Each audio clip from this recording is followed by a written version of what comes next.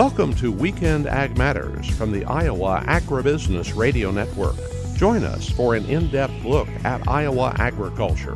Here's your host, Dustin Hoffman.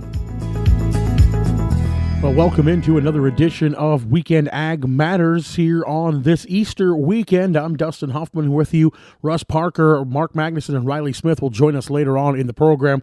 Let's run down some of the headline news we followed this week. The U.S. Department of Ag has announced an updated loan interest rate for April, offering key benchmarks for producers making financial decisions ahead of planting seasons. Operating loans have been set at 4.75%, while farm ownership loans will carry a 5.75% interest rate. The rates reflect broader trends in credit markets as borrowing costs remain elevated compared with recent years. Farmers often rely on USDA-backed loans to cover expenses such as seed, equipment, and land purchases. Ag economists say higher rates could tighten the margins, particularly for producers already facing rising input costs and an uncertain commodity price. Access to affordable credit is expected to play a significant role in planting decisions this spring. Elsewhere, the Department of Agriculture and the Interior have recently announced plans to formalize a collaboration between the two agencies when it comes to grazing on public lands. Shelby Hagenauer, Senior Director of Government Affairs for American Farm Bureau, said these plans were announced via a memorandum of understanding. So they're focused on making vacant allotments available for use, more efficient National Environmental Policy Act permitting processes, having agency staff spend part of their training on actual ranches to better understand the daily lives of ranchers, and really seeking to implement a goal of no net loss of animal unit months within allotments, among other things. Hagenauer said public lands grazing is a valuable partnership between ranchers and the federal agencies to manage millions of acres in western lands. Ranchers are out on that land daily. They act as fire lookouts and often first responders. And livestock grazing is a proven method of fuels reduction to prevent wildfires. Grazing helps address invasive grasses and issues in the ground. And also, these ranches are a critical part of their local rural communities and economies. Hagenauer said the next step for farmers and ranchers is to look for updated grazing regulations that are currently going through the federal review process. Those will likely be released for public comment in the next few months, so ranchers should be ready to provide written feedback about the proposal. Also, BLM just put out an online tool for reviewing vacant BLM, Forest Service, and National Wildlife Refuge allotments. Both of these efforts by the administration are really welcomed and appreciated by our rancher members. For more information, visit fb.org. One of the biggest questions in animal ag right now is when will cattle from Mexico once again be allowed to cross the southern U.S. border? In late February at Commodity Classic, USDA Secretary Brooke Rollins stated the border will not be reopened until sterile fly facilities are able to ramp up production and battle New World screwworm. Lee McLamory, co-owner of MP Agrilytics, says he doesn't believe the border will reopen anytime soon. No, I don't. To me, I think there's some political issues. I also believe that some of the internal interests in Mexico certainly want to keep those cattle at home. I think the packing industry's made a lot of money off those cattle not being able to move to the U.S. So I think there's limited desire on their side to allow those cattle to come north. And from the U.S., from a risk standpoint, I don't know on the science side, but to me, I just don't know that the benefit outweighs the risk.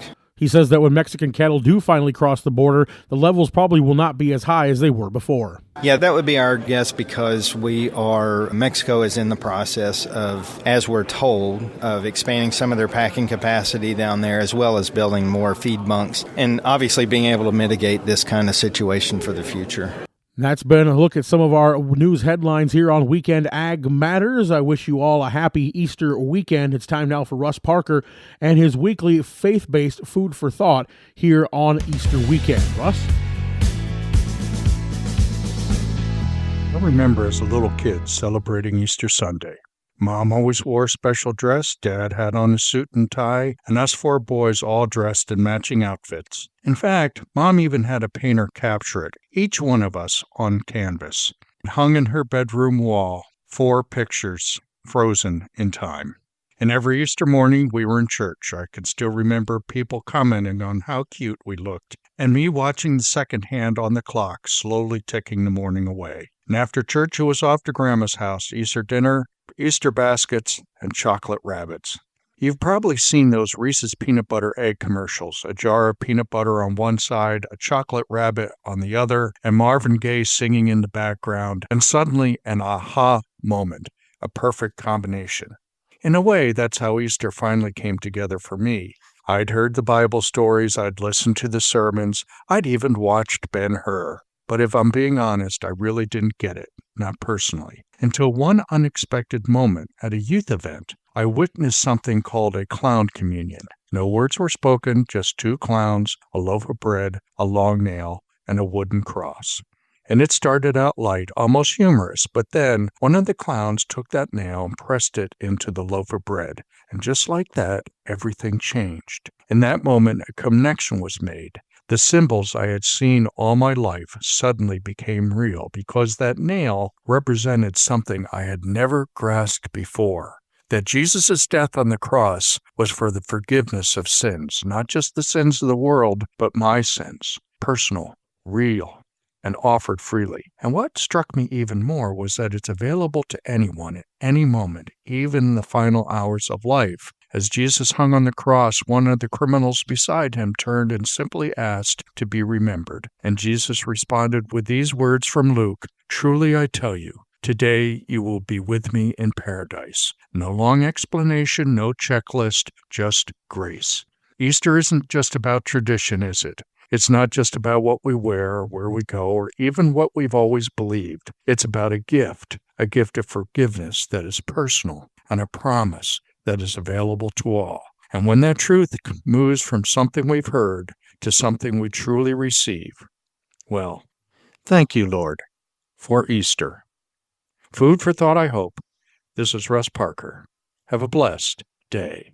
Thanks, Russ, and that's going to do it here for segment 1 of Weekend Ag Matters. We're going to take a short break, and Mark Magnuson will be in next talking about the Choose Iowa grants that were issued earlier this week. Stay with us on the Iowa Agribusiness Radio Network.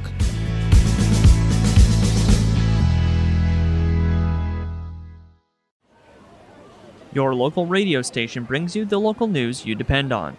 The Iowa Agribusiness Radio Network complements that with ag news, weather, and market updates tailored for Iowa's farmers. Together, we deliver the best of both worlds, local connection and industry expertise.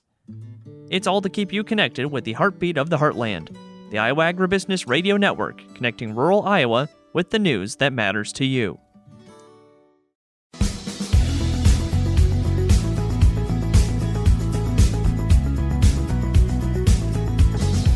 Welcome back to Weekend Ag Matters. Here is Mark Magnuson.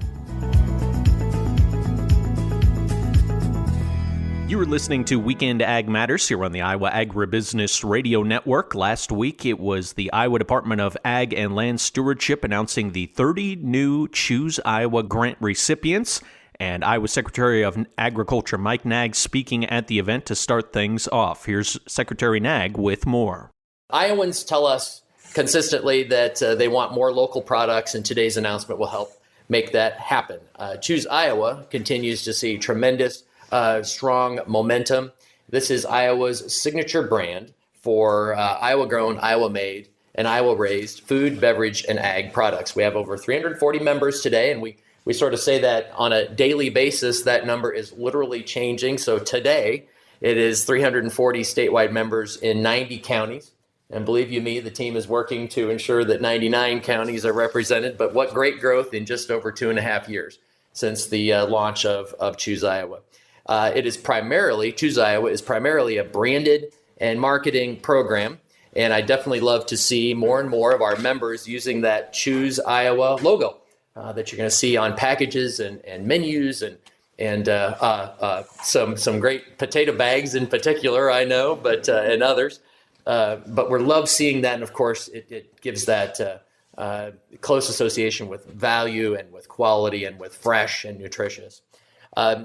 Choose Iowa also has grant programs within the umbrella, value-added projects, dairy innovation, and butchery innovation. I actually had a chance to visit a dairy farm last week that had been qualified or had been a recipient of one of the dairy innovation grants as well. So those are the 3 grant offerings.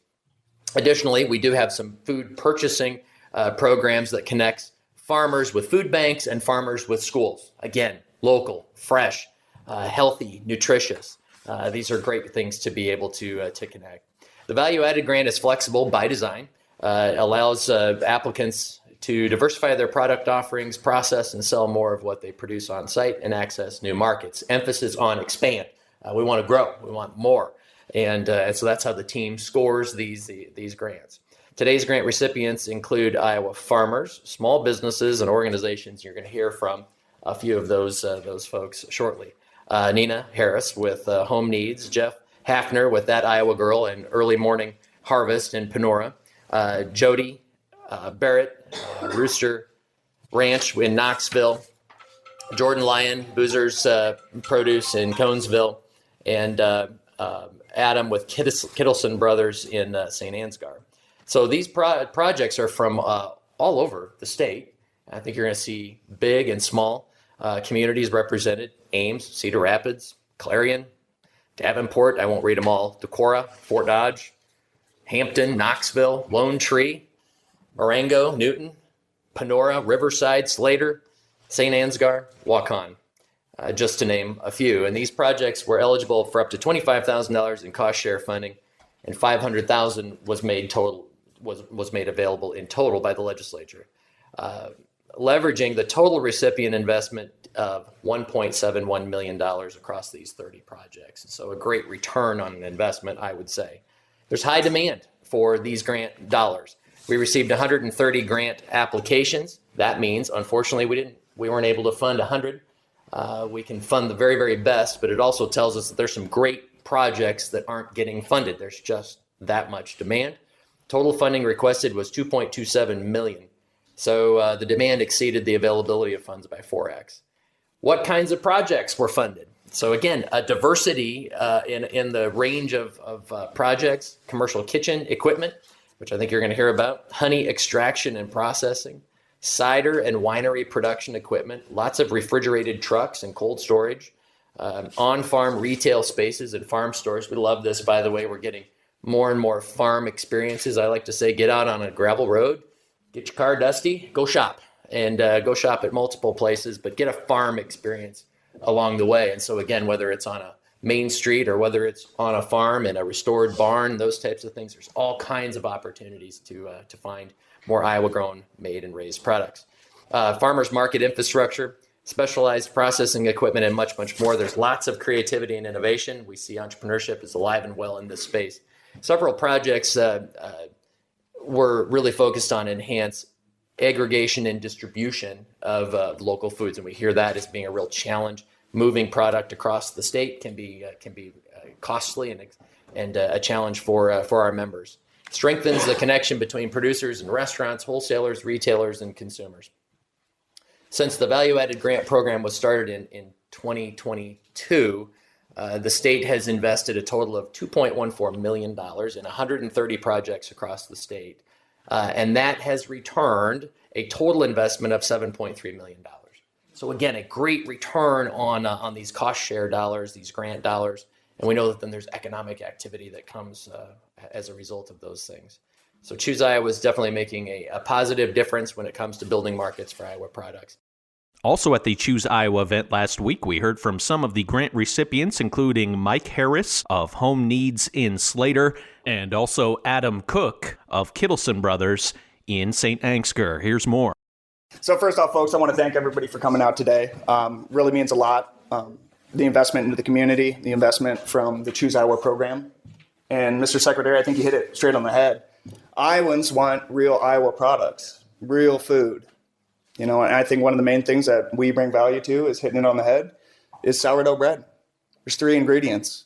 A big shout out to Jeff. We use Jeff's flour from Early Morning Harvest. We partnered with companies like Fairway. We're part of the Ames Economic Alliance, and they're doing great things too. They see the value that we can bring to Iowans. Now, a little bit about the project. With the grant money that we're going to receive from Choose Iowa, that was going to help immensely with all the equipment that we need. We're talking 3 ovens, butcher block tables, walk-in cooler, bunch of different knickknacks and things that it can really help out. A van, you know, I'm using a vehicle right now to go distribute the bread to Fairways. So little infrastructure updates like that will extremely help us. One thing that I want to touch on too is it's not just making bread and selling the bread. We're offering sourdough classes. We taught over 500 folks last year that came in. We had people come from Fort Dodge, Mason City. We even had folks out of state, Kansas City. having the opportunity to do that here in Slater and build up this town of Slater, teaching them how to make their own bread. I don't care if you buy it, but we'll teach you how to make it. You guys can make it, you know? And so that is a huge aspect of our business as well. And it's fun. And people are really into the craze because they want to know what's in their food. And if they can control it, they're going to go after it. So I can't thank everybody enough for coming out and sharing a little bit about the project. As you can see, it is a work in progress. It's a one-man crew right now. Thanks, Jerry, from the city council, getting those permits approved this morning. I'll go ahead and get these walls down tonight. So other than that, that's all I got for you folks. Thank you very much. Appreciate it. Hello, everyone. My name is Adam Cook. I'm with Kittleson Brothers in St. Ansgar, Iowa. We grow potatoes and onions commercially. We've been growing since the early 1900s. This year we'll be planting about 45 acres of each, and we deliver throughout Iowa to about 30 grocery stores seasonally, and then as well as an on-farm store that we've been growing over the past few years, and then we ship wholesale. And I guess I'd really like to thank NAG and everything him and his team have done with Choose Iowa. We've been able to put the Choose Iowa logo on our bags. We're working on new bag designs right now so that when consumers are in the grocery stores, they can really see the Choose Iowa logo and help it stand out so that we can sell more of our product in Iowa. And that's been very beneficial to us. With this grant, we are updating our potato facilities. So the grant will be going toward our new potato wash line. We're also, as part of that, rebuilding our potato building. So be some pretty big updates that we're working on this summer, and this will help us continue to grow and keep our product in Iowa. This will be a big upgrade so we can have a higher quality potato. We'll be able to wash them a lot cleaner, get a better grade, be a lot better for our employees, and we'll have some more usable space with it. Coming up next here on Weekend Ag Matters, Riley Smith will wrap things up here on the show. You're listening to the Iowa Agribusiness Radio Network.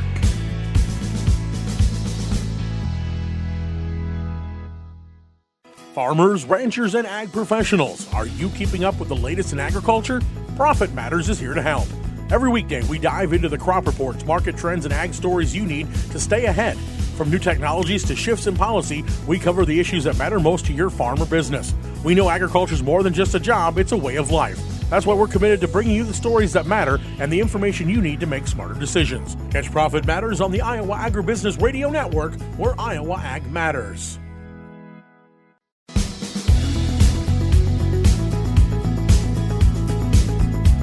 Welcome back to Weekend Ag Matters. Here's Riley Smith.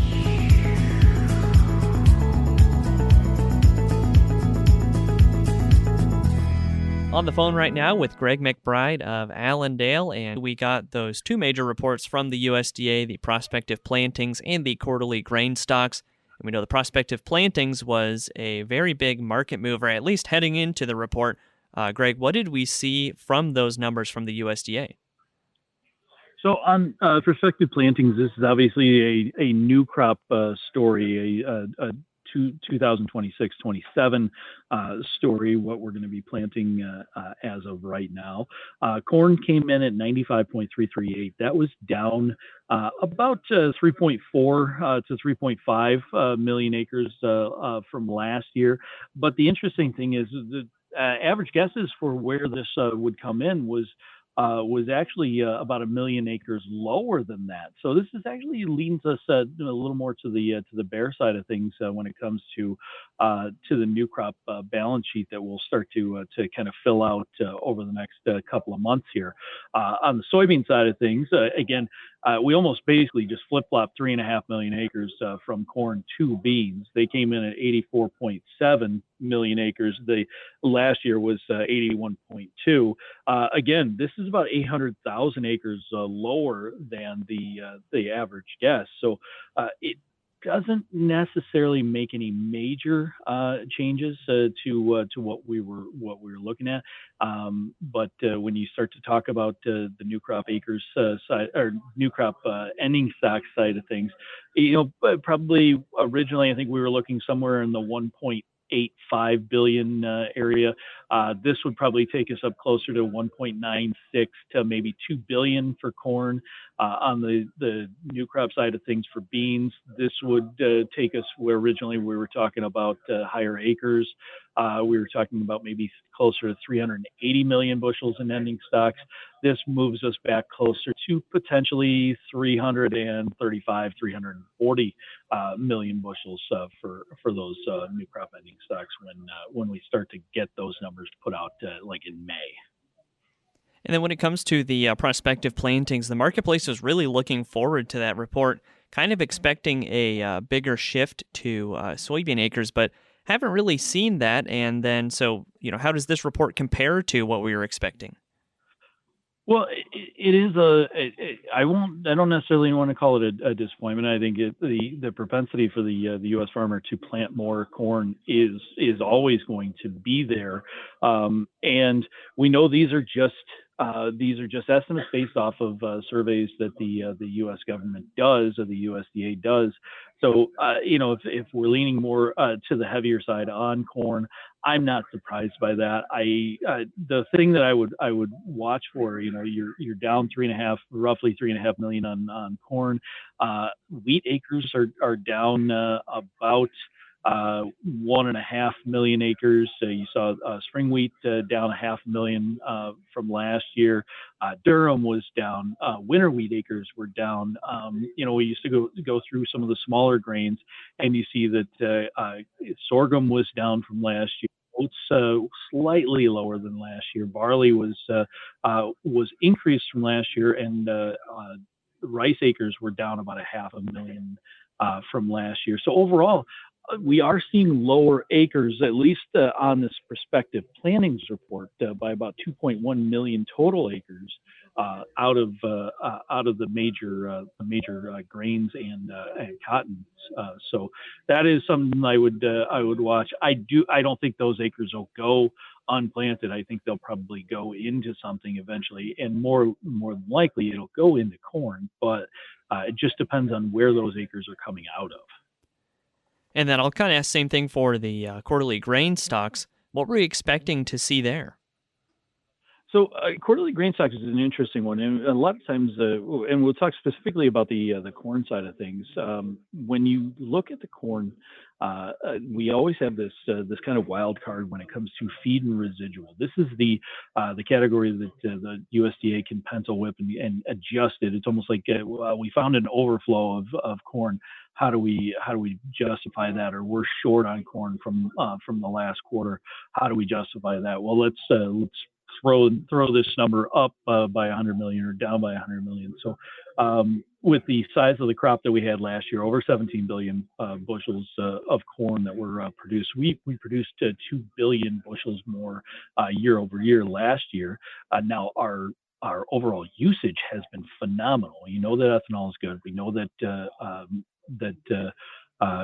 our exports are phenomenal. So we knew that even though we did have a much bigger year last year, the stocks were still going to be somewhat in line. So coming in at 9.024 billion bushels, this was about 80 million bushels lower than what the average guess was. This doesn't necessarily change anything. We're still talking about somewhere in the neighborhood of 2 billion to 2.1 billion in carryout for old crop corn. So you're still talking about the idea of old crop corn maybe reaching up to that 475 to 480 level, and there's not that outlier that says we have to go significantly higher than that, just based off of these numbers in general. On the soybean side of things, that was a little bit different, where you had stocks came in 40 million bushels higher than the average guess. Well, again, this doesn't necessarily change a whole heck of a lot from what we've seen. We know that the export situation has improved through our Chinese purchases, but overall, it's not nearly as good as what we'd like it to be. Crush has been very good, but the exports are dragging us a little bit. So you start to talk about what that does for ending stocks on old crop. Well, we've been talking about being somewhere around 350 million bushels. Well, this 40 million bushel adjustment still keeps us talking about, maybe 350 to 375 million bushels rather than talking about 320 to 350 million bushels. So it does make adjustments more to the bear side, but it doesn't necessarily change a whole heck of a lot when it comes to what our price expectations are for these markets. Like I said, just based off of these numbers, it doesn't say that we need to go screaming higher to like 1250 or 1260 on the old crop. And it's also one of those things where, we have other outside factors, whether that's the war or whatever, but without any production issues on the new crop side of things, without a change to exports or usage, for right now, these numbers are pretty well in line with what we had already known from the USDA on the March WASDE, and they'll keep us pretty well in line with what we expect out of the next WASDE report on April 9th. All right, Greg, lots of great information today. For anyone who would like to get in touch for more marketing information from Allendale, how can they do that? Give us a call at 800-2-MARKET. That's 800-262-7538. That again was Greg McBride from Allendale, and we will be visiting with him again next week for the April WASDE report. That's it for today's episode of Weekend Ag Matters. Thanks again for tuning in. You can listen to this episode and more by going to the podcast tab on the Iowa Agribusiness Radio Network website at iowaagnet.com. For Russ Parker, Mark Magnuson, and Dustin Huffman, I'm Riley Smith, wishing you a great rest of your weekend. Join us again next week for more Weekend Ag Matters.